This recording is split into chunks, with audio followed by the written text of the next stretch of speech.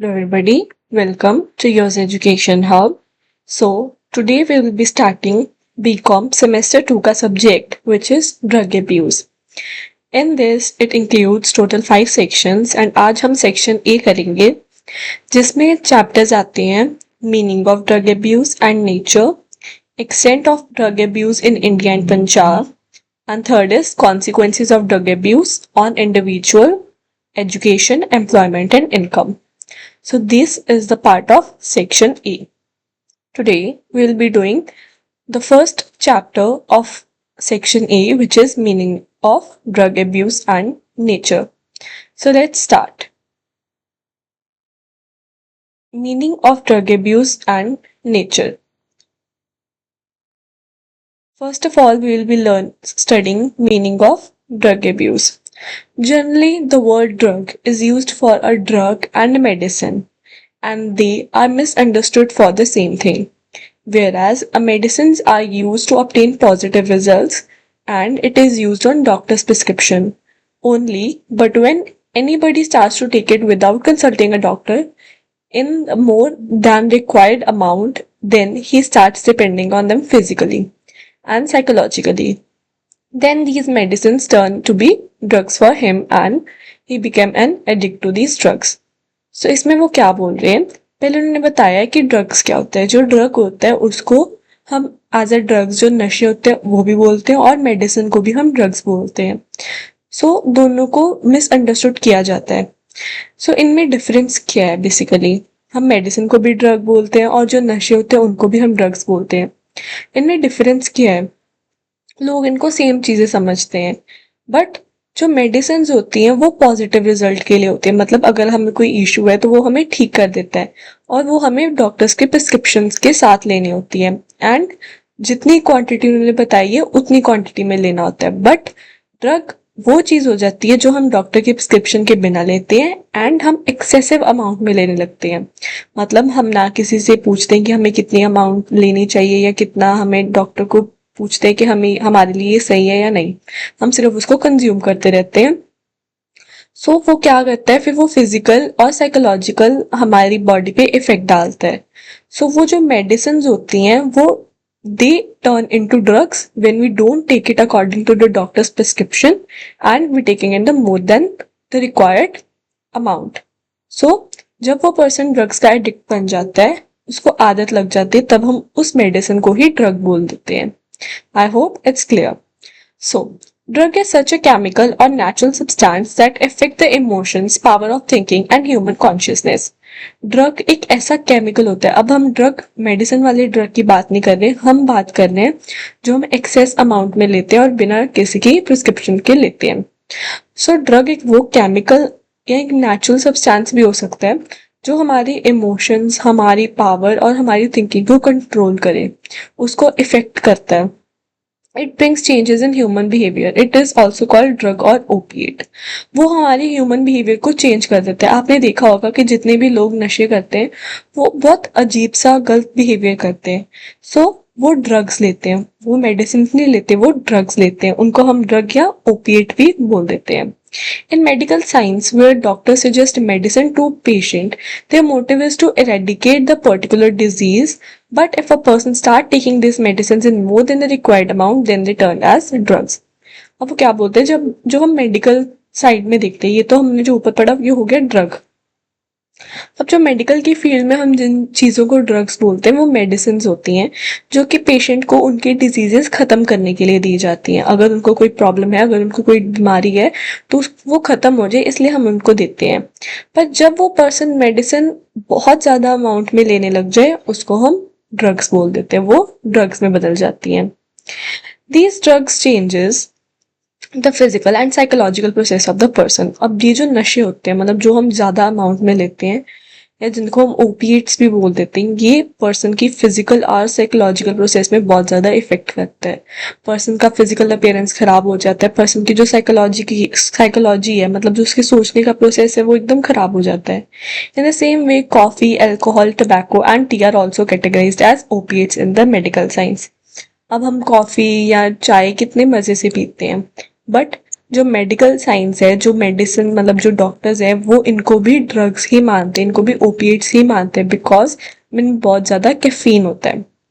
United States Food and Drugs Administration defines opiates as those medicines used to find and treat diseases, but when these medicines affect any formation of the process of the body, they are called drugs. अब जो United nation की state food and drug administration है, वो opiate means drugs को ऐसे define करती है कि ये मेडिसिन होती हैं जो कि एक पर्सन की डिजीज को ट्रीट करने के लिए ली जाती हैं, बट जब ये वो मेडिसिन उस पर्सन को इफेक्ट करने लग जाए, उस पर्सन को कंट्रोल करने लग जाए, तो वो ड्रग्स बन जाती हैं, as I explained you before. In India, while defining drugs, Drug and Cosmetic Act states that empty gelatin capsule etc. substances fall in this category. ये जो चीजें होती हैं इनको भी हम एज अ ड्रग कंसिडर करते हैं. Although substances that affect human body, it works or produce diseases in humans or animals, or that kills diseases causing bacteria in the humans and animals are called narcotic substances. अब वो चीज़ें, वो substances जो human की body को effect करें and उनमें disease लेके आए, पैदा करें, उनको हम नैकोटिक सब्सटेंसेस बोल देते हैं. नैकोटिक सब्सटेंसेस मीन्स पहले वो दवाइयाँ थी, बट जब हम उनको ज़्यादा अमाउंट में लेने लगे तो वो नैकोटिक सब्सटेंसेस बन गए. All those substances that are used internally or externally in order to prevent the disease in humans or other organisms are called drugs. These are those opiate substances that are used to insects on mosquitoes to prevent them. India में इन चीज़ों को drugs बोलते हैं. अब drug abuse का क्या मतलब हुआ? हमने ड्रग्स तो देख लिया, बट ड्रग एब्यूज का क्या मतलब होता है, जो हमारा बेसिकली सब्जेक्ट है. So drug abuse means drugs को हम जैसे ही, ड्रग्स मीन्स मेडिसिन, उन मेडिसिन का हम जैसे ही अब्यूज करने लगे, अगर हम उनको गलत तरीके से लेने लग जाए तो वो ड्रग्स बन जाती है एंड हम उनको नाम देते हैं drug abuse. Drug abuse is an international problem which is wide spread in the whole world. अब ड्रग्स तो हर जगह पाए जाते हैं. It is taken serious form in 21st century. Due to this problem of drug abuse, many other problems also take place. Drugs को inappropriate form में लेने के कारण, ड्रग का एब्यूज करने के कारण बहुत सारी और प्रॉब्लम्स भी बढ़ रही हैं. वायलेंस, टेररिज्म और racism based riots in the world are somehow related to drugs. अब ये जो लड़ाइयाँ होती हैं या ये जो टेररिस्ट होते हैं, या ये कैसे होते हैं, ये क्यों होती हैं चीज़ें? क्योंकि हम लोग बहुत ज़्यादा ड्रग्स कंज्यूम करते हैं वो लोग. सो ड्रग्स कंज्यूम करने के कारण उनका माइंड उनके कंट्रोल में नहीं रहता, तो वो वायलेंस करने लग जाते हैं या टेररिज्म में पड़ जाते हैं.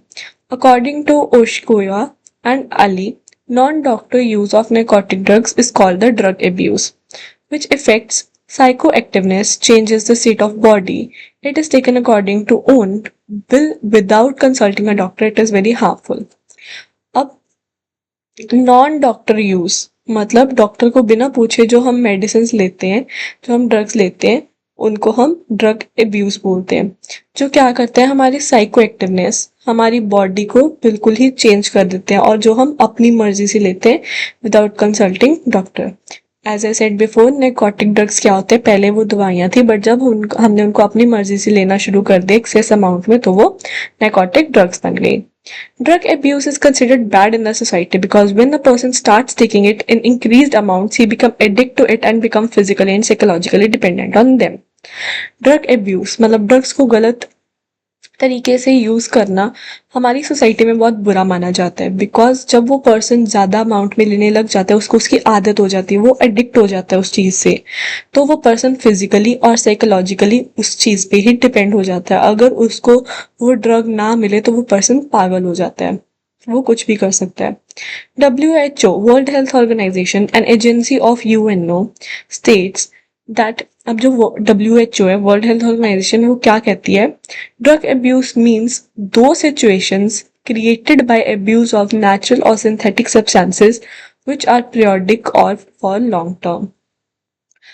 जो हम नेचुरल सब्सटेंसेस या जो हम सिंथेटिक सब्सटेंसेस को गलत तरीके से यूज़ करते हैं और लॉन्ग टर्म उनको खाते रहते हैं, हमें उनकी आदत पड़ जाती है, उसका मतलब हम उस ड्रग को अब्यूज कर रहे हैं। Hashish, poppy husk, opium, alcohol, heroin, cough syrup, secrets, tobacco, injection, or morphine are included in substances for drug abuse. ये सारी चीजें ड्रग्स में आ जाती हैं। अब बिगिनिंग ऑफ ड्रग एब्यूज, अब ड्रग एब्यूज शुरू कहाँ से हुआ basically? In the modern times, there are many types of stress on the person.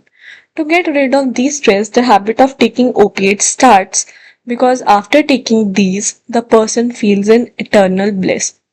अब वो कहते हैं कि आजकल ये बेसिकली टॉपिक है कि ड्रग्स का कंज्यूम करना या ड्रग्स को गलत लेना कब से स्टार्ट हुआ। वो कहते हैं कि पर्सन जो है आजकल बहुत स्ट्रेस है पर्सन को, तो स्ट्रेस को दूर करने के लिए ओपिएट यानी कि ड्रग्स की हैबिट स्टार्ट हो जाती है।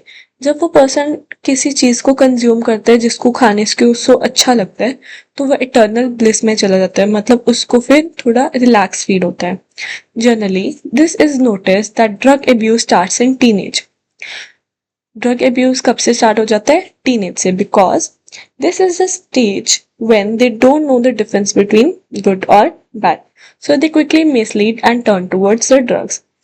वो कहते हैं टीनेज में क्यों ड्रग स्टार्ट होता है, बिकॉज टीनेज में एक पर्सन को नहीं पता होता कि उसके लिए क्या अच्छा है और क्या क्या बुरा है, तो वो दूसरों को देख के या दूसरों की बातों में आके वो ड्रग्स की तरफ शुरू हो जाता है। This is seen that generally in teenage children start taking drugs under the influence of their companies. वो आसपास अपनी कंपनी को देख के, अपने आसपास के लोगों को देख के वो ड्रग्स कंज्यूम करना शुरू कर देते हैं। They started just for fun but slowly starts depending on them. पहले तो वो शुरुआत में मजे मतलब सिर्फ एंजॉय करने के लिए लेते हैं ड्रग्स को। वो कहती है कि चलो कोई बात नहीं, एक बार ही ले लेते, क्या हो जाएगा, पर वो उस पर डिपेंडेंट हो जाते हैं। This is also notice that drug addicts keep on taking different drugs one after another. Drugs को बहुत ज्यादा जो ड्रग एडिक्ट्स होते हैं वो ड्रग्स को चेंज करते रहते हैं। Sometimes drug addict start taking second opiate along with the first one. When both these opiates are taken together by the drug addicts, then many times they become poison for him. अब कुछ लोग जैसे change करते रहते हैं, हमने देखा ना ऊपर उन्होंने लिखा है कि ड्रग एडिक्ट्स जो होते हैं वो अपनी ड्रग्स को चेंज करते रहते हैं, बट जब वो एक के साथ दूसरा ड्रग भी मतलब वो दो ड्रग साथ में लेने लगते हैं तो वो ड्रग एब्यूज हो जाता है और वो पॉइजन बन जाता है। It badly damages the health and sometimes it causes even death. वो जो पॉइजन है, वो जो दो ड्रग्स को साथ में लेते हैं, वो हेल्थ को डैमेज भी कर सकते हैं, इवन की डेथ भी हो सकती है। Many social, economical, political and cultural factors are responsible for the start of the drug abuse. Among the main cause of the drug abuse are neglection of the children by their parents, downfall in moral values, disintegration of old joint family system. From all this, it is clear that there is no single cause of the drug abuse, but there are many reasons. वो कहते हैं कि बहुत सारे factors हैं जिसके कारण एक टीनेज या एक पर्सन ड्रग्स लेने शुरू करते हैं।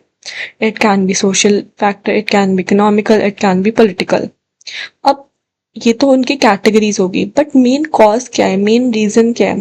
पहला तो जब पेरेंट्स वर्किंग होते हैं, पेरेंट्स सारा दिन काम पे होते हैं, उनकी तरफ बच्चों का ध्यान नहीं जाता तो बच्चे गलत रास्ते पे तुरने लगते हैं।